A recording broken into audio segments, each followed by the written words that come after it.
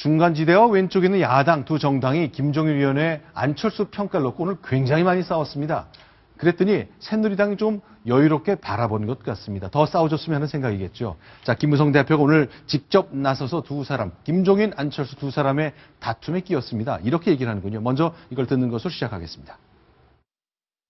아무리 핵을 개발한다 할지라도 결국은 와야 될 수밖에 없다고는 이런 인식을 철저하게 갖기를 갖다가 바랍니다. 언젠가는 북한 체제가 괴멸을 하고 통일의 날이 올 거라고 하는 것을 저는 확신을 갖다가 하고 있습니다. 언젠가는 북한 체제가 괴멸될 것이다. 이렇게 하신 말씀은 너무나도 당연한 이야기입니다.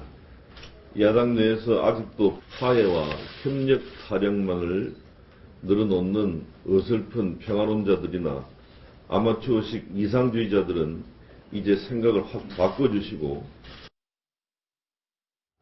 네, 총선을 앞두니까 김무성 대표도 표현이 좀 세졌네요. 아마추어다, 이상주의자다 이렇게 얘기를 했는데 박성훈 부국장. 네. 그러니까 결국 오늘 나왔던 문재인, 정동영, 정세현 등 햇볕 정책을 주도했던 그 그룹을 향한 얘기로 봐야 되겠네요. 네, 그렇습니다. 김무성 대표로서는 김종인 그 더불어민주당 비대위원장의 저 얘기, 북한이 국민의 삶을 돌보지 않고 생활을 돌보지 않은 채 핵개발 또 이 미사일 도발에만 저렇게 골몰하다가는 과거 아마 본인이 60대 경제 수석을 지내면서 소련의 붕괴 과정을 지켜본 그 경험에 비춰서 북한이 이렇게 된다면 결국 자멸할 수밖에 없는, 괴멸할 수밖에 없는 이런 운명을 갈 것이다라고 하는 그 부분은 지극히 타당하다. 그런데 이것이 과연 더불어민주당 전체의 노선이고 정책이냐를 의심하고 있는 거죠.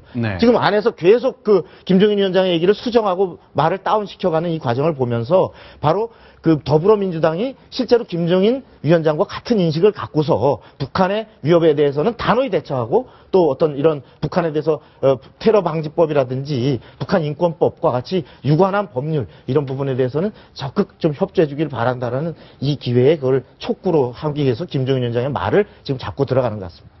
자, 그런데요. 이제 김종인 위원장이 이제 들어온 지 한 달 좀 넘었는데 당을 추스르고요. 기강을 세우고요. 그다음에 공천 과정과 총선 구조를 잡아가는 그 과정 굉장히 역할이 큰 것 같습니다. 그런데 이 안보 이슈에 관해서는 좀 소수 의견을 가진 것 아닌가 싶은데요. 그래서 기자들이 많이 물었습니다. 괴멸이란 말 써도 되는 것인지. 그랬더니 이렇게 자신 있는 반응을 내놨다는군요. 직접 어저께 오찬을 같이 했던 김종인 비대위원장과 오찬을 같이 했던 동아일보 정치부의 차기로 기자에게 얘기를 들어봤습니다. 차 기자는 어떻게 설명할까요? 듣겠습니다. 김종인 위원장은 괴멸이라는 말이 국어사전에도 무슨 뜻인지 나와 있는데 특이한 게 아니다. 평화통일 기조를 흔든다는 비판에 대해서도 말로만 한다고 통일이 되는 것이 아니다라고 반박했습니다. 자신의 발언이 전혀 문제가 될 게 아니라는 뉘앙스였습니다. 오히려 지켜보던 당직자들이 김종인 위원장의 말실수라도 나올라 노심초사하는 기색이 역력했습니다. 길증 유지한 이제 더불어민주당이 야당을 취재하고 있는데요. 실제로 그 더불어민주당 당직자들이 안보 이슈에 관한 김종인 위원장의 발언 좀 조마조마하게 바라보는 게 맞나요? 뭐 안보 이슈뿐만 아니라요. 여러 가지 공천 문제라든지 당내 개파 같은 문제가 있을 수 있는데요. 김종인 위원장의 발언이 항상 보면 거침이 없습니다.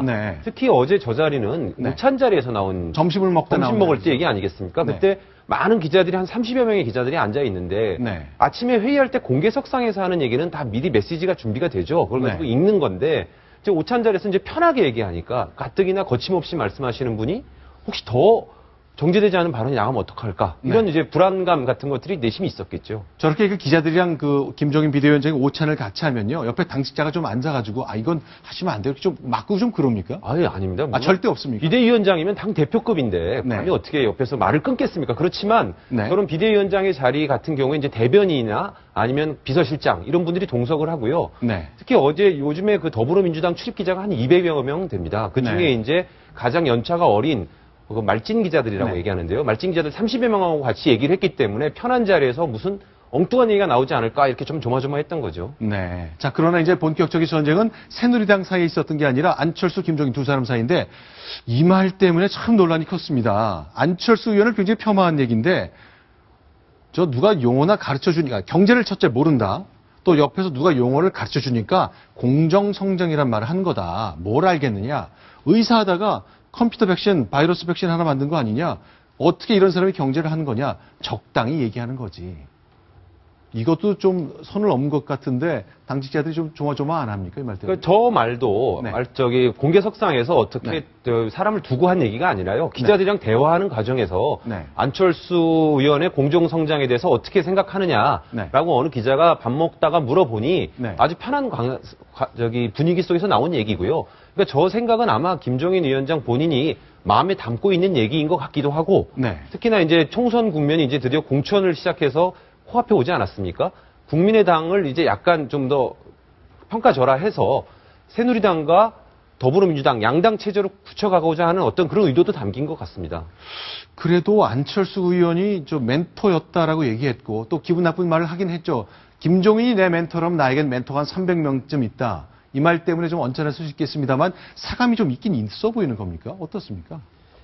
어쨌든 김종인 비대위원장이 네. 지금 사실상 대표지 않습니까? 네. 그리고 안철수 의원도 또 다른 제3당의 대표란 말이죠. 네. 그러면 특히 아까 뭐 윤여준 씨나 이제 김종인 씨를 가리켜서 뭐 그 멘토 이렇게 하는 걸 네. 부정했었다고 하더라도 네. 과거에 어쨌든 본인이 그분과 긴밀한 대화를 나눴던 사이라면 네. 네. 어떤 저런 그 안철수 개인에 대한 평가가 나올 때는 네. 공당의 대표에 대해서는 어떤 그 직접적으로 얘기하기보다는 어떤 그분이 얘기한 정책이나 네. 이 부분이 무엇이 잘못돼 있고 특히나 네. 본인이 경제 전문가니까 네. 안철수 대표가 얘기하는 공정성장론은 이러이러한 측면에서 어떤 모순이다라든지 이렇게 지적을 해야지 인신공격적으로 의사하다가 백신 하나 개발했는데 뭘 알겠느냐 그리고 뭐 샌더스 얘기하다 뭐 스티브 잡스 얘기하다가 네. 오락가락 한다든지 이런 부분은 적어도 대표격인 이런 자리에서 상대당의 대표를 향해서 할 수 있는 얘기는 아니기 때문에 저렇게 되면 반드시 상대당에서도 본인의 인격에 대해서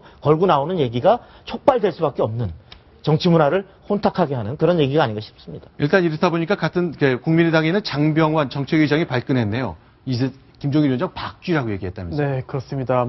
이제 그런 공격을 받고 또 가만히 있지 않고 또 반격을 했는데요. 지금 보시는 대로 김종인 비대위원장도 박사학위 한번 따서 계속 우려먹었다라는 거친 표현을 썼고요. 네. 또한 또, 안철수 이제 그 대표와 또 대비해서 이제 그 안철수 대표는 회사를 만들어서 월급을 줬다. 기업인이다. 라는 점을 강조했습니다. 반면 이제 김종인 비대위원장은 학자 출신이고 오히려 실물 경제는 모르지 않느냐라는 식으로 이제 오히려 대립각을 세우고 반박을 했는데요. 그래서 지켜보는 국민 입장에서는 누가 경제를 더 잘하는지는 모르겠습니다만 그렇게 썩 보기 좋은 모습은 아닌 것 같습니다. 자, 그래도 이제 말의 수위가 계속 넘어가는 것 같습니다. 김종인 위원장은 여기 붙었다 저기 붙었다는 박쥐다라까지 얘기했는데 역시 이것도 선을 굉장히 넘은 얘기네요. 그 발언 역시 네. 점심자리에서 나온 얘기입니다. 그래서 네. 나중에 그 발언은 기사 쓰지 말아달라고 따로 부탁을 했죠. 근데 이미 뭐 다 알려진 거라 뭐 쥐어 담을 수 없는 상황까지 왔는데 어쨌건 감정을 좀 추스리는 좀 단계가 필요할 것 같습니다. 안보 위기 국면이고요. 야당은 치고받고 한 것까지 정리해봤습니다. 다음.